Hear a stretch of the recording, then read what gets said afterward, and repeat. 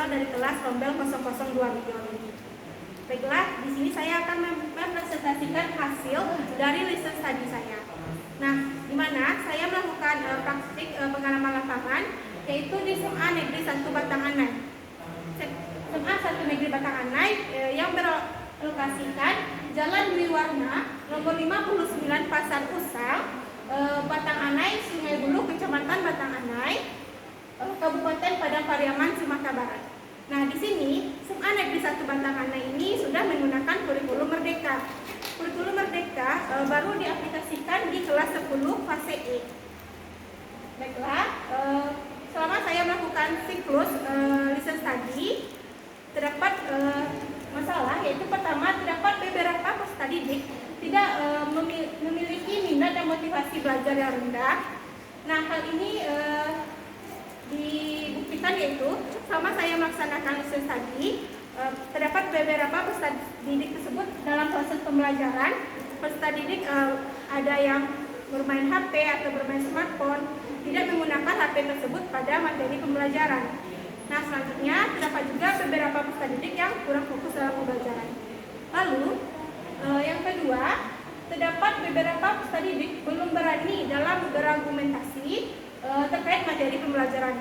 Nah, setelah saya lihat dan saya amati, setelah listen study ini, saya melihat bahwa peserta didik tersebut tahu jawaban setelah saya melakukan pertanyaan atau pada saat review materi atau memberikan pertanyaan pemantik, bahwa peserta didik tersebut tahu jawabannya. Tetapi peserta didik tersebut belum berani mengungkapkan apa yang ingin dia katakan terkait materi pembelajaran. Jadi terkesan peserta didik tersebut masih takut atau masih ragu-ragu.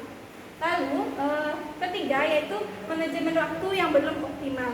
Nah, di mana di sini saya mendapatkan satu kelas, yaitu kelas 10E11.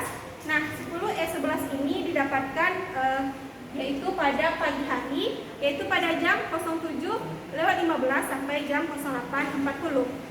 Nah, biasanya pada pagi hari ini banyak peserta didik yang terlambat. Lalu setelah saya masuk pada pagi hari tersebut, banyak bangku atau meja yang masih berantakan dan masih banyak sampah yang masih bertebaran.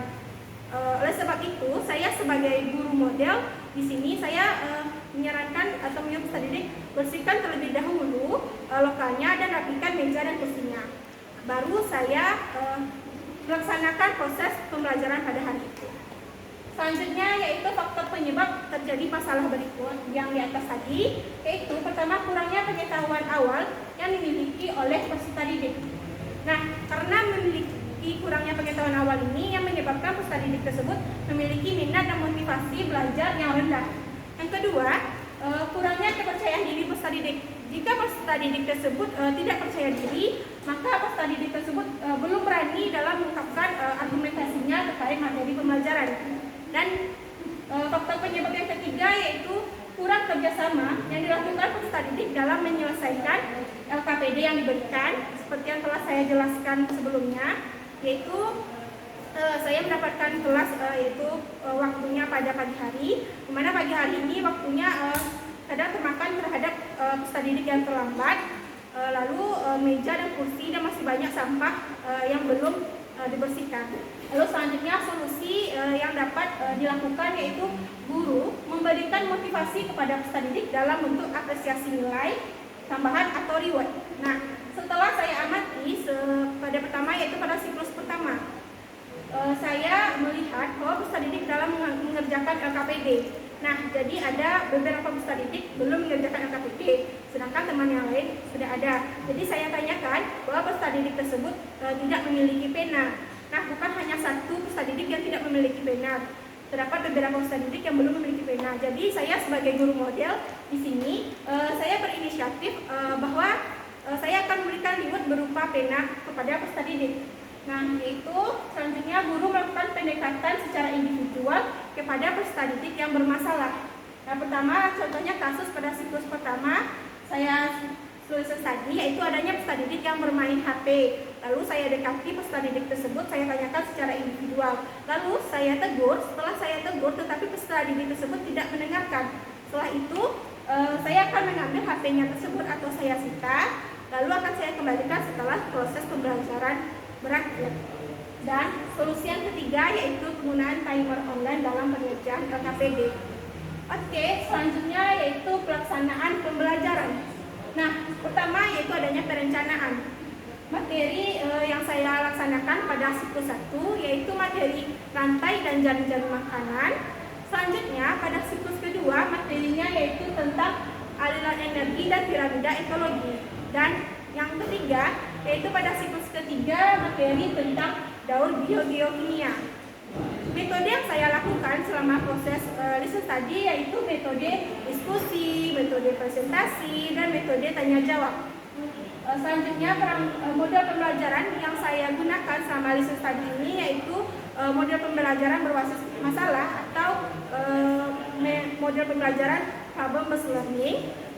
Selanjutnya perangkat pembelajaran yang saya gunakan selama riset tadi yaitu berupa PowerPoint, video pembelajaran, bahan ajar, LKPD, dan alat evaluasi. Oke, baiklah, pada poster saya ini terdapat barcode. Nah, di mana ketika barcode ini di-scan, nanti akan muncul yaitu modul ajar yang telah kami susun dari modul ajar siklus 1 sampai siklus ketiga. Selanjutnya yaitu langkah kegiatan. Nah, langkah kegiatan pada proses pembelajaran ini didahului yaitu pada kegiatan pendahuluan. Nah, pada pagi hari ini di SMA Negeri Batanghana ini yaitu pertama membaca Asmaul Husna, lalu membaca Al-Quran, dan selanjutnya saya sebagai guru model membaca doa menurut kepercayaan agama masing-masing. Lalu pendahuluan yang kedua, saya sebagai guru model yaitu saya harus mereview materi pembelajaran pada pertemuan sebelumnya. Lalu yang ketiga yaitu saya memberikan persepsi, memberikan motivasi, dan menyampaikan tujuan pembelajaran yang harus dicapai peserta didik pada proses pembelajaran pada hari itu. Nah, setelah itu saya juga menjelaskan model pembelajaran yang akan digunakan pada proses pembelajaran pada hari itu. Dan selanjutnya yaitu kegiatan inti. Nah, di sini menggunakan model pembelajaran problem-based learning, di mana model pembelajaran tersebut terdiri dari 5 fase. Nah, 5 fase pertama yaitu orientasi peserta didik pada masalah. Nah, orientasi peserta didik pada masalah ini saya sebagai guru model yaitu menampilkan dalam bentuk wacana, dalam sebuah wacana atau dalam bentuk video pembelajaran. Lalu fase kedua mengorganisasikan peserta didik untuk belajar. Nah, pertama yaitu saya membagi peserta didik dalam beberapa kelompok. Lalu saya akan memberikan LKPD kepada peserta didik atau biasanya pada sebelumnya saya menyebarkan LKPD tersebut ke grup WA WhatsApp dan peserta didik mem-create atau memfotokopi LKPD tersebut. Dan yang ketiga membimbing penyelidikan secara individu atau kelompok. Nah, pada tahap ini peserta didik harus mengerjakan LKPD yang telah diberikan dan selanjutnya sebagai guru model tentunya harus mengarahkan peserta didik dalam menjawab pertanyaan yang terdapat dalam lembar kerja peserta didik tersebut. Dan selanjutnya yaitu fase keempat. Nah, fase keempat ini mengembangkan dan menyajikan hasil karya. Nah, peserta didik setelah selesai peserta didik tersebut berdiskusi, menyelesaikan LKPD-nya dan menjawab beberapa pertanyaan yang terdapat di LKPD. Nah, peserta didik tersebut melakukan presentasi. Nah, presentasi di sini saya sebagai guru model yaitu saya menggunakan sistem Walls of Names atau menggunakan sistem secara acak yang dimana peserta didik tersebut dalam beberapa kelompok harus selesai LKPD-nya tersebut karena presentasinya tersebut dilakukan secara acak. Lalu yang terakhir fase 5 yaitu menganalisis dan mengevaluasi proses pemecahan masalah. Nah, yaitu saya sebagai guru model juga setelah peserta didik itu presentasi, saya juga harus memvalidasi jawaban dari peserta didik tersebut.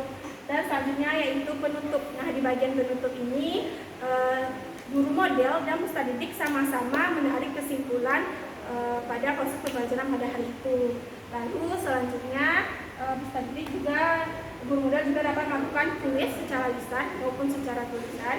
Dan guru model juga melakukan penugasan kepada peserta didik, baik mengatakan bahwa silahkan mempelajari materi berikutnya atau silahkan buat resume terhadap materi selanjutnya. Lalu bagian penutup berikutnya yaitu peserta didik telah selesai, yaitu mengakhiri proses pembelajaran dengan mengucapkan hamdalah dan salam. Baiklah, berikutnya yaitu dokumentasi kegiatan. Ini adalah dokumentasi kegiatan selama lesson tadi, yaitu pertama yaitu plan, menyiapkan perangkat pembelajaran, dan yaitu yang kedua do, di mana do ini kita melaksanakan pembelajaran, dan yang ketiga C yaitu refleksi terhadap apa yang telah kita lakukan, dan selanjutnya yaitu refleksi. Nah, refleksi yaitu terdapat beberapa peserta didik yang kurang serius dalam proses pembelajaran. Nah, penyebabnya tersebut peserta didik kurang serius yaitu rendahnya minat dan motivasi dalam diri peserta didik untuk belajar. Dan solusi yang dilakukan sebagai guru model yaitu guru memberikan motivasi kepada peserta didik, yaitu dengan memberikan peserta didik yaitu berupa apresiasi, berupa bentuk nilai tambahan atau reward. Nah, reward di sini saya menggunakan memberikan pena kepada peserta didik. Dan selanjutnya hasil yang didapatkan selama lesson study di SMA 1 Batang Anai. Yang pertama, peserta didik telah memahami materi pembelajaran. Lalu yang kedua, peserta didik telah aktif selama proses pembelajaran. Ketiga, meningkatnya rasa percaya diri peserta didik dan antusias peserta didik dalam proses pembelajaran. Dan selanjutnya yang keempat, proses pembelajaran telah sesuai dengan alokasi waktu yang telah direncanakan. Baiklah, hanya itu yang dapat saya sampaikan. Jika terdapat kesalahan, saya mengucapkan mohon maaf. Baiklah, assalamualaikum warahmatullahi wabarakatuh.